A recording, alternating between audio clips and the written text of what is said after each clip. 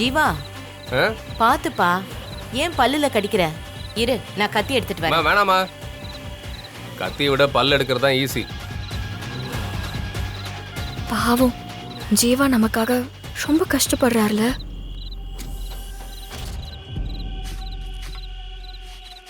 பேட்டரியை வச்சு லைட் போட முடியுமா? முடியும் தான் நினைக்கிறேன்.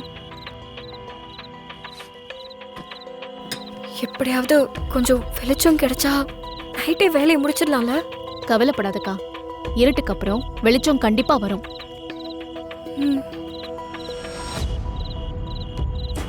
என்னம்மாச்சி, இவ என்னென்னமோலாம் செஞ்சிட்டு இருக்கா? திடீர்னு ஒருவேளை அறிவு வந்துருச்சோ? எங்க இருந்து இந்த லைட்டை கொண்டு வந்தான்னு தெரியலையே. இவனுக்கே இந்த வேண்டாத வேலை. அந்த மதினிய காப்பாத்த பாக்குறான். இதெல்லாம் தேன்மொழிக்காக இல்ல, அந்த மீனாட்சிக்காக. அப்பவே அவளுக்காக தனியா சாப்பாடு வாங்கிட்டு வந்தப்பவே நான் சொன்னேன் அவன் நடவடிக்கையே சரியில்லைன்னு. நீங்க தான் கண்டுக்காம விட்டுட்டீங்க.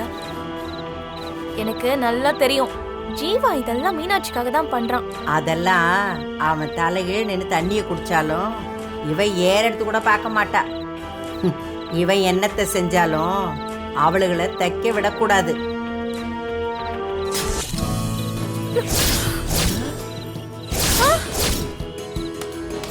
டேய் ஜீவா, என்னங்கம்மா? இவ்ளோ திறமைய வச்சுக்கிட்டு ஏன் இப்படி வெட்டியா ஊரை சுத்திட்டு இருக்க? அத்தை, அவருக்கே தெரியாம ஏதோ ஒரு நல்லது நடந்துருச்சு. என் புள்ள ஜீவா திறமைசாலிதான், ஆனா இன்னும் விளையாட்டா இருக்கான். ஒரு மனுஷனுக்கு திறமை மட்டும் போதாதத்த, அது கூட பொறுப்பும் இருக்கணும். அது எங்க விக்கிறாங்க? அண்ணாச்சி கடையில கூறு கட்டி விப்பாங்க, வாங்கிக்க. ஜீவா, மீனாட்சி சொல்றது சரிதானே? உன்கிட்ட திறமை இருக்கு, நீ புத்திசாலிதான். நீ எதையும் பொறுப்போடு செஞ்சனா வாழ்க்கையில முன்னேறலாம்ல. அதுக்கு என்னமா பண்றது? சில நேரத்துல நம்மள வழிநடத்த ஒரு ஆள் வேணும். இது வரைக்கும் என்ன சரியான ரூட்ல கண்ட்ரோல் பண்றதுக்கு இன்னும் ஒரு ஆள் வரலையே. அத்த, அப்ப நீங்கெல்லாம் ஒரு ஆளா தெரியல போலயே. ஐயோ, ஏண்டா, நான் உனக்கு நல்லது சொல்லி கொடுத்து வளர்க்கலையா? ஆமா, அப்படி சொல்லமா. இருந்தாலும்னா அத்தை, ஆ? கொஞ்சம் வயசு வரைக்கும் தான் பசங்க அம்மா பேச்சு கேட்பாங்க. அப்புறம் அதுக்கப்புறம் வரப்போற பொண்ணு பேச்சை தான் கேட்பாங்க. ஓ, மாமா உன் பேச்சு தான் கேக்குறாரோ? ஓடி, அதுல ஒண்ணும் தப்பில்ல மீனாட்சி. மனோக்கு தேன் வாச்ச மாதிரி ஜீவாவுக்கும் ஒரு நல்ல வழிகாட்ட ஒரு நல்ல பொண்ணு வரணும். வர்றது நம்ம வரணும், வந்தாச்சுன்னு நினைக்கிறேன். என்னது வந்தாச்சா? யாரு? ஆமா, அது இனிமேல் எனக்குன்னு ஒரு பொண்ணு பிறந்து வரவா போறா. பிறந்து வளர்ந்து ரெடியால இருப்பா. அத சொன்ன.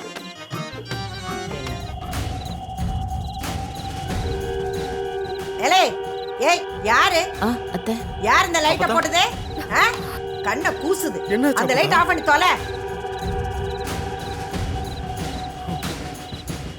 ஆமத்துன்னு சொன்னேனா இல்லையா? என்னாச்சு பாட்டி? பார்த்தா தெரியலையா?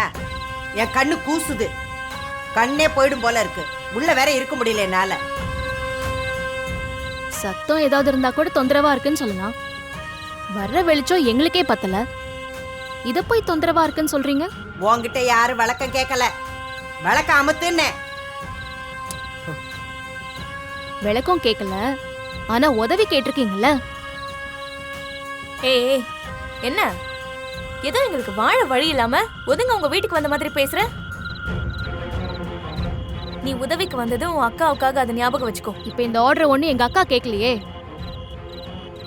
அப்புறம் எதுக்கு இந்த ஆர்டர் வாங்கி அவ தலையில கட்டணும்? கடன் எல்லாம் அடைக்கணும்லமா. பேங்க்ல நகையை வச்ச கடன் இருக்கு, அதை யார் கட்டணும் தெரியும்ல. ஹலோ, என்ன குத்தி காட்டுறியா? பாண்டி, அந்த பிள்ளை உண்மையை தானே சொல்லுது. அந்த பிள்ளை நினைச்சிருந்தா இதெல்லாம் செய்யணுமா? யார் இவங்கள செய்ய சொன்னா? கிளம்பி போக சொல்லுங்க. அதெல்லாம் எடுத்த வேலையை முடிக்காம நாங்க எங்கேயும் ஓட மாட்டோம். ஓ என்னடி என்ன வந்ததுல இருந்து ஏட்டிக்கு போட்டியா பேசிட்டு இருக்க? என்ன நினைச்சுக்கிட்டு இருக்க உன் மனசுல? நீங்க வாங்கி கொடுத்த வேலைய டயத்துக்குள்ள முடிச்சு கொடுக்கணும்னு நினைக்கிறேன். நீ வேலையை முடிக்கிற மாதிரி தெரியல. என்ன முடிச்சு விட்டுருவ போல இருக்கு. ஐயோ பாட்டி, அப்படிலாம் சொல்லாதீங்க. வேற எப்படி சொல்ல சொல்ற? சொல்லு. அப்பத்தா உனக்கு தூக்கம் வந்தா உள்ள போய் தூங்கு.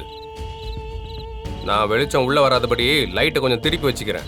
டேய், என் வீட்டுல எங்க படுக்கணும்னு நீ எனக்கு சொல்லுவியா? போடா உன் வேலையை பார்த்துக்கிட்டு. அப்பதா ஏன் கோவப்படுறீங்க? தேனு நமக்காக தானே இதெல்லாம் பண்றா.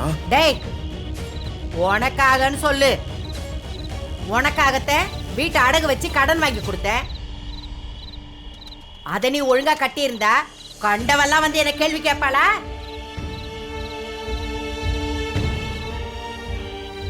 அத உன்னால அடைக்க துப்பு இல்ல, பேச வந்துட்டான். அத்தை, ஏன் அத்தை இப்படிலாம் சொல்றீங்க? என்ன உன் பிள்ளைக்கு நீ வக்காலத்தா?